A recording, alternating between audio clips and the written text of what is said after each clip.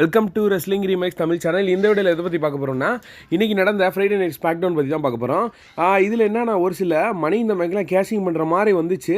அப்புறம் நம்ம open challenge, அதாவது எல்லா நைட்டோட ஓப்பன் சேலஞ்ச் யார் அது தெரிய வந்துருச்சு. கண்டிப்பாக மொக்க பண்ணிட்டாங்க. நீங்கள் ஃபுல்லாக பாருங்கள் இந்த வீடியோவை. இன்றைக்கான கொஸ்டின் என்ன, who is the best heel character, அதாவது இந்த 4 பேரில் எந்த ஹீல் கேரக்டர் உங்களுக்கு பிடிக்கும் அப்படின்னு சொல்லி மறக்காமல் கமெண்ட் பண்ணுங்க. என்னோட இது வந்து Roman Reigns and Braun Strowman, Brock Lesnar எல்லாமே தான் பிடிக்கும். ஓகே, சரி, நம்பர் 1. இந்த அப்டேட் வந்து ஸ்மாக்டவுனே கிடையாது. அதாவது என்னென்னா, ரோமன் ரெய்ன்ஸ் வந்து பார்த்திங்கன்னா ஃப்ளோரிடா சிட்டியில் இந்த ஆதரவற்றவங்களாம் இருப்பாங்கள்ல, அதாவது நோய் வாய்ப்பட்டவங்க இந்த மாதிரிலாம் அங்கே ரெஸ்கியூ பண்ணி நல்லா பார்த்துக்குவாங்களா, அந்த இடத்துக்கு வந்து பார்த்திங்கன்னா ரோமன் ரெய்ன்ஸ் வந்து போயிருக்காங்க. போய் வந்து பார்த்திங்கன்னா அந்த மாற்றுத்திறனாளி, அதாவது அப்படி சொல்லக்கூடாது, அந்த மாதிரி பர்சன், அந்த மாதிரி சின்ன பிள்ளைங்க எல்லாத்தையுமே பார்த்து ஒரு ஃபோட்டோ எடுத்து ஒரு ஃபன்னியாக பிக்கர் எடுத்திருக்காரு. இவர், ஜான்சினா, ராக்கு, ஒரு சில சூப்பர் ஸ்டார் எல்லாருமே இந்த மாதிரி தான் செய்வாங்க. அதாவது என்ன தான் ரெஸ்லிங்கில் அவர் இப்போ எவ்வளோ பெரிய ஹீலாக இருந்தாலும் அந்த டைமில் ஒரு ஃபேஸாக, பேபி ஃபேஸாக அவங்க எல்லாத்தையுமே சந்தோஷப்படுத்துவாங்க. இவங்களுக்காக ஒரு பெரிய தேங்க்ஸ் தான். உண்மையிலே இவ்வளோ பெரிய சூப்பர் ஸ்டார் அந்த மாதிரி இடத்துக்குலாம் போவாங்க. மித்த எந்த ஊடல பிகி, பாபி லாஸ்லி இந்த மாதிரிலாம் செய்வாங்க. ஓகே, ஆனால் அடுத்து நெக்ஸ்ட் வந்து பார்த்தீங்கன்னா நம்ம சோலோ சிக்வா என்ன சொல்லியிருப்பாருன்னா, ஒரே இது சொல்லியிருப்பார், பேசிந்த பெர்லினுக்கு அப்புறமா கோடி கிட்ட சாம்பியன் இருந்தாலும் சரி, கெவின் ஓவ்ஸ் கிட்ட சாம்பியன் இருந்தாலும் சரி, அந்த சாம்பியனுக்கு நான் போவேன். அது எனக்கு கவலை இல்லை. அந்த சாம்பியன் யார்கிட்ட இருக்கோ அவனை நான் டெஸ்ட்ராய் பண்ண தான் போகிறேன் பேசிந்த பெர்லினுக்கு அப்புறமா. அடுத்த வாரம் ஸ்மாக்டவுனில் ஒரு டாக் டீம் ஆக்ஷன் இருக்குது, ஸ்ட்ரீட் ப்ரொஃபஸர் மொத்தமாக முடிச்சிருவோம் அப்படின்னாங்க. அடுத்து என்னென்னா, சோலோ சிக்வாஸ் கோடி ரோடுக்கான மோஸ்ட் லைக்லி வந்து பார்த்திங்கன்னா செப்டம்பர் 13 ஸ்மாக்டவுனில் சீசன் ப்ரீமியர் அங்கே வந்து யூஎஸ் நெட்வொர்க்கில் ரோமன் ரெய்ன்ஸ் இருக்க போகிறாரு, சோலோ சிக்வா இருக்க போகிறார். அகைன் ஒரு வாரம் நடக்க போது WWE பேட் பிளட்டுக்கான ஒரு மேட்ச் வந்து பார்த்திங்கன்னா அங்கே அஃபிஷியலி கன்ஃபார்ம் பண்ண போகுது. அங்கே வந்து பார்த்திங்கன்னா மேபி ஜிம்மி யூஸோட இன்வால்மெண்ட் இருக்கும், கண்டிப்பாக இருக்கும். நான் ஏன்னா அப்போ தான் பேட் பிளட்டுக்குள்ளே இன்னும் ஒரு கிரவுண்ட் ஜுவல்ஸ் ஒன்றே தான் இருக்குது. ஏன்னா கண்டிப்பாக அங்கே ஒரு சூப்பர் ஸ்டார் ரிட்டர்ன் ஆக சான்ஸ் இருக்குது. மேபி ஜிம்மி யூசோவா இல்லை வந்து ஜில்லா ஃபாட்டியான்னு சொல்லி பார்க்கலாம். ஸோ ஓகே, நம்பர் டூ என்னென்னு பார்த்தீங்கன்னா ஓப்பன் சேலஞ்ச் எல்ஐ நைட்டு தான். நான் கூட எல்ஐ நைட் ஓப்பன் சேலஞ்சுன்னு நேற்று கூட ஒரு வீடியோ போட்டிருந்தேன். அதாவது என்னென்னா, ஏஜே ஸ்டைல் வர போகிறாங்க, ஏஜே ஸ்டைல் வந்தால் நல்லாயிருக்கும். இல்லைன்னா லோகன் பால் புது கான்ட்ராக்ட் சைன் பண்ணியிருக்காரு, அவர் தான் வருவார் அப்படின்னு நான் கூட எதிர்பார்த்துக்கிட்டு இருந்தேன் பேசிந்த மாதிரில. ஆனால் நம்ம எல்லாருமே ஷாக்கிங் ஆகிற மாதிரி வந்துட்டாங்க. அதாவது இது வந்து நான் நினச்சேன், இது நான் சொல்ல மறந்துட்டேன். அதாவது என்னென்னா, ஜெர்மன் அவங்களோட ஹோம் டவுனை சேர்ந்த நம்ம குந்தர், ஆனால் இம்பீரியம் எல்லாருமே ஜெர்மனை சேர்ந்தவங்க தான்.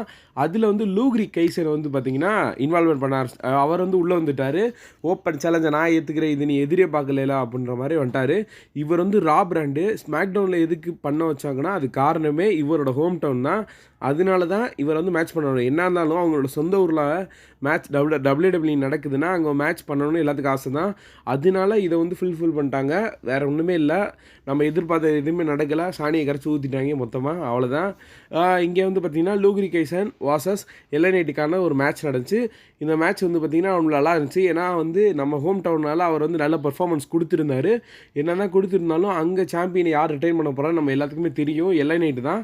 அங்கே வந்து எல்ஐ நைட்டு வந்து அவரோட ஃபினிஷர் மூவ் போட்டு அங்கே வந்து சாம்பியனை சக்ஸஸ்ஃபுல்லாக ரிட்டைன் பண்ணிட்டாரு.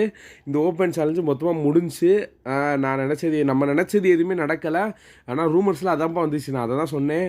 ஆனால் அது வந்து நடக்கலை. அதாவது என்னென்னா, அப்பப்போ என்னென்ன அப்டேட் இருக்கோ அதெல்லாம் மிக்ஸ் பண்ணி சொன்னேன், ஆனால் வரல, விடுங்க. சரி, நம்பர் த்ரீ என்னென்னு பார்த்தீங்கன்னா, Baron Corbin and Apollo Crews versus Santos Escobar அவங்களோட டீமு, அதாவது லேடி ஆஃப் ஃபேண்டாஸ்டி அவங்களோட டீமு. அங்கே வந்து பார்த்திங்கன்னா இவங்க 2 பேத்துக்கான ஒரு டாக் டீம் மேட்ச் பண்ணாங்க. இது வந்து ஒரு சிம்பிள் மேட்ச் தான். NXTலேருந்து பேரின் கார்பனையும் அப்போலோ குரூஸையும் கூட்டு வந்திருக்காங்க பெசிந்த பெர்லினுக்கு.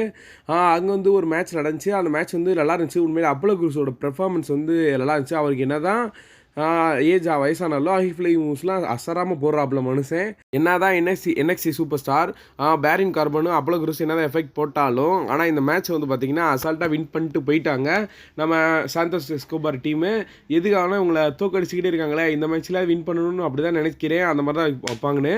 ஸோ ஓகே, நெக்ஸ்ட் அப்டேட் என்னென்னா, கோடியோட செக்மெண்ட் தான் நடந்துச்சு. ஆனால் இந்த மேட்ச்சுக்கு அப்புறமா கோடியோட செக்மெண்ட் ஃபுல்லாக சொல்கிறேன்.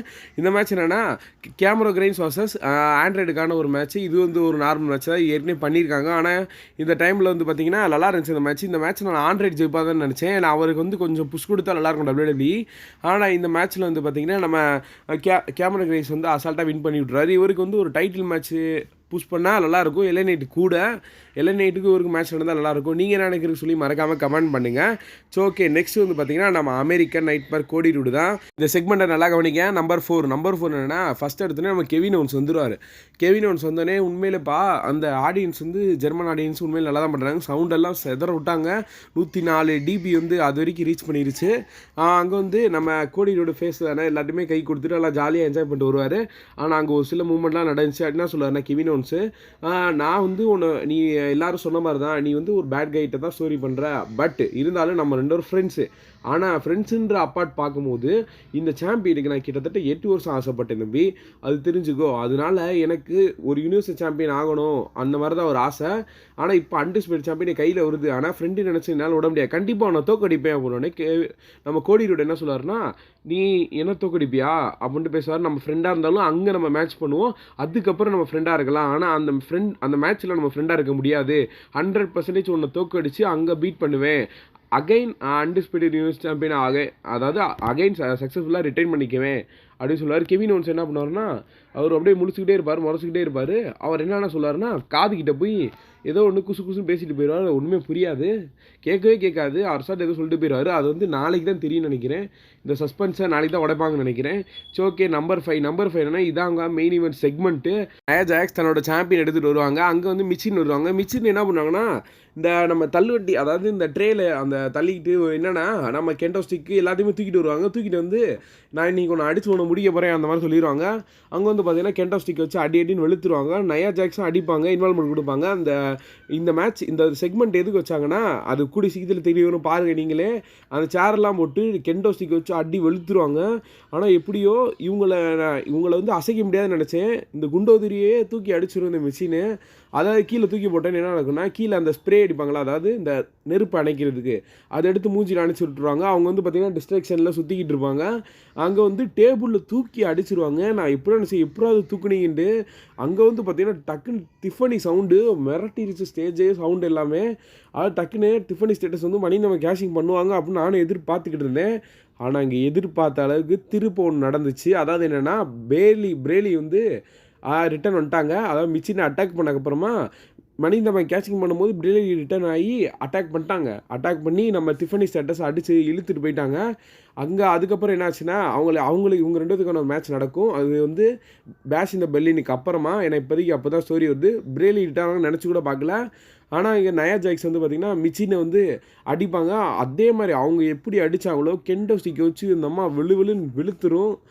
அப்புறம் நம்ம டேபிளில் உடச்சிட்டு நயா ஜாக்ஸ் வந்து அவங்கள ரோப் மேலே ஏறி அவங்க ஃபினிஷர் மூவ் போட்டு அவங்கள மொத்தமாக சோழியை முடிச்சுருவாங்க மிச்சினை.